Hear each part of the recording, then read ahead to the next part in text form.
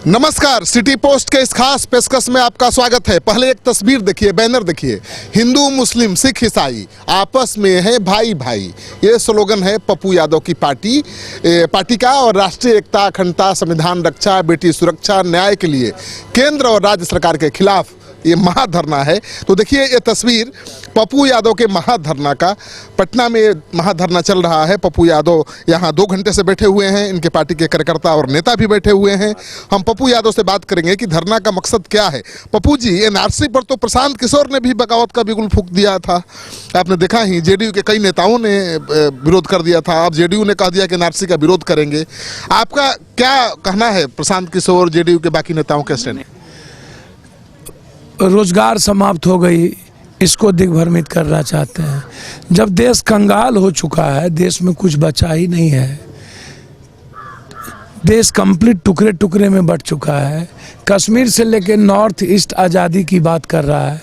पूरा का पूरा असम, मणिपुर, त्रिपुरा से लेकर के इम्फाल, नागालैंड, सभी लोग इस देश में जीना चाहता है, मुस्कुराना चाहता है, आज़ादी चाहता है।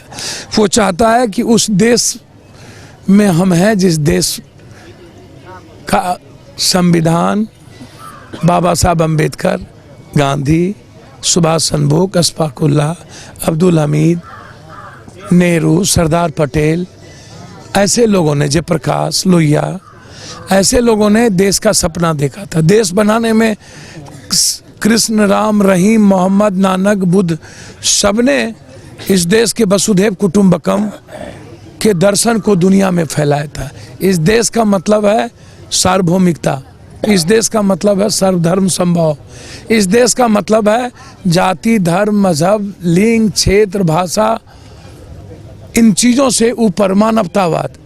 इस देश का मतलब है मानव भक्ति, इस देश का मतलब है समाज शास्त्र, इस देश का मतलब है गरीबी समाप्त करना, इस देश का मतलब है युवाओं का रोजगार। धरना का क्या मतलब है? इस धरना का मतलब है कि जो इस देश के लिए खतरा बन चुका है, संविधान के लिए खतरा बन चुका है, मानवता के लिए खतरा बन चुका है। नॉर्थ ईस्ट से लेकर के कश्मीर और कश्मीर से लेकर के साउथ, पूरा देश आज विभाजन की स्थिति में है। आज़ादी के पहले जो मुल्क की स्थिति थी, उससे भी ज़्यादा भयावह स्थिति आज इस देश के 133 करोड़ लोगों का विचार कैद हो चुका है, आवाज़ कैद हो चुका है, शरीर कैद हो चुका है, इकोनॉमी कैद हो चुका है। की मांग क्या है? सीधा है, जीने दो देश को। यह देश सबका है। इस देश में आप बेटियों की रक्षा करो। आज बेटियों के सवाल पर हम यहाँ पर हैं, एनआरसी नहीं है। आज बेटी जैसे सवालों को दिग्भ्रमित आप कर रहे हो।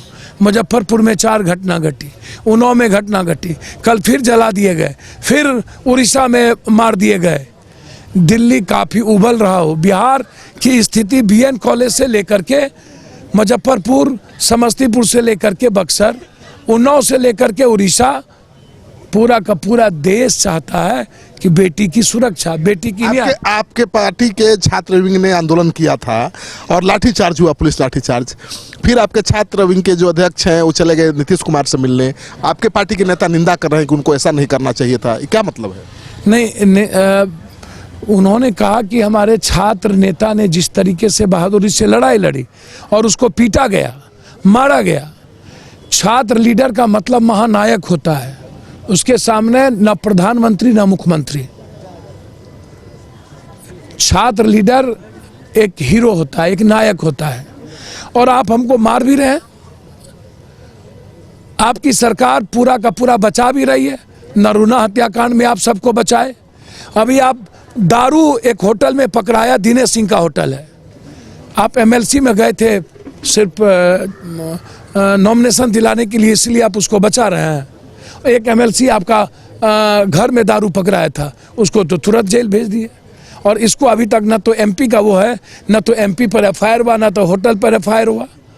आप नीतीश कुमार जी जवाब दो ना, मैं जवाब जानना चाहता हूँ। कब तक एनआरसी लागू होना चाहिए कि नहीं बिहार में? एनआरसी बिहार में लागू होना चाहिए। एनआरसी का अभी कानून ही नहीं आया। अभी आप कैब ले आए, अब कैब में उलझा दिए। कैब का कोई मतलब नहीं है, जब तक एनआरसी नहीं आएगा कैब का कोई मतलब नहीं है, कुछ नहीं कर पाएंगे, बिगाड़ पाएंगे किसी सर, का। सवाल उठता है, मैं बहुत सीधा सवाल कह रहा हूं, पूरे देश के लगभग स्टेट के लोग कह रहे हैं कि मैं एनआरसी लागू नहीं करूंगा, और आप कैब ला करके इन सारे जो देश की सबसे बड़ी समस्या थी कि बैंक कंगाल हो चुकी है और जीडीपी हमारा 2 पॉइंट कुछ आ चुका है, और झारखंड के चुनाव आप हार रहे हैं, तब आपने ऐसे मुद्दों को छेड़ा है जो हिंदू मुसलमान का कोई मतलब नहीं है, या साउथ नॉर्थ का मतलब नहीं है, यह एजेंडा सिर्फ एक पार्टी का है और वोट का है, सत्ता का है।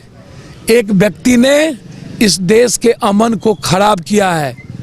हम 133 करोड़ लोग इस देश की एकता, संविधान की रक्षा, बेटियों के साथ न्याय, बलात्कारियों को फांसी, एसपीडी ट्रायल और बेटियों की सुरक्षा के लिए आज जन अधिकार पार्टी पूरे बिहार में बैठी है, और 19 तारीख को जन अधिकार पार्टी ने बिहार बंद का कॉल दिया है बेटियों की सुरक्षा पर, बेटियों के न्याय पर।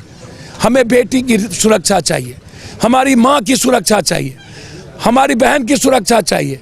उसमें वामपंथ पार्टी के सारे लोग, एसएफआई, एआईएसएफ से लेकर के सभी साथी, एनओसीआई, जन अधिकार छात्र परिषद, एआईएसएफ के नेतृत्व में बैठक, मुस्लिम लीग, सभी लोगों ने एक बिहार को से आवाज देने की कि मुझे आज़ादी दो, मेरी बेटी की सुरक्षा करो, इस सवाल को लेकर, और देश को मुस्कुराने दो, देश को जीने दो, देश को गरीबी से मुक्त करो, इस सवाल को लेकर नफरत और उन्माद में देश का टुकड़ा मत करो। इस सवाल की जिम्मेदारी आज जन अधिकार पार्टी की सबसे ज्यादा है। हम यहाँ पर घर का दहलान बनाने नहीं आए हैं, और वोट की सियासत करने के लिए पूरे देश को कत्लेआम कर दें, हर इंसान को मार दें, हर इंसान के पेट की रोटी का सवाल को दिग्भ्रमित कर दें। आज सवाल इंसान की आज़ादी का है, यह सवाल एनआरसी का नहीं, कैब का नहीं। एनआरसी और कैब से ये कुछ नहीं कर सकते, क्योंकि इस देश के मुल्क में अमन पसंद लोग हैं। गांधी और लोहिया, जयप्रकाश, कर्पूरी ठाकुर, जुब्बा सहनी, राष्ट्रकवि दिनकर, बाबू वीर कुंवर सिंह, ऐसे लोग, गांधी, नेहरू, ऐसे लोगों को मानने वाले लोग हैं। वह कभी भी हिंदुस्तान का जाति धर्म के आधार पर बंटवारा होने नहीं देगा।